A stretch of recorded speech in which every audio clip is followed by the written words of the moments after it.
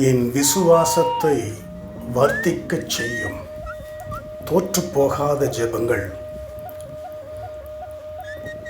எத்தனையோவற்றிற்கு நாம் ஜெபிக்கிறோம்.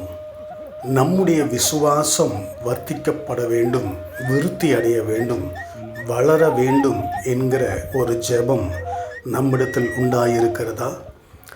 கர்த்தரிடத்தில் என் விசுவாசத்தை வர்த்திக்கச் செய்யும் ஆண்டவரே என்று சொல்லி நீங்கள் ஜெபிப்பீர்கள் என்று சொன்னால், விசுவாசம் வளரும்போது நீங்கள் மிகப்பெரிய தைரியசாலிகளாக இருப்பீர்கள்.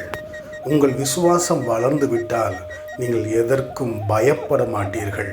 உங்கள் விசுவாசம் உங்களிடத்தில் வளரும்போது தேவனிடத்தில் மிக நெருக்கமாக அவரை அறிந்து கொள்வீர்கள். கர்த்தருடைய தெய்வீக பிரசன்னமும் தேவன் உங்களை பயன்படுத்தவும் உங்களுடைய விசுவாசம் வளர்ந்தால் நிச்சயம் நடக்கும்.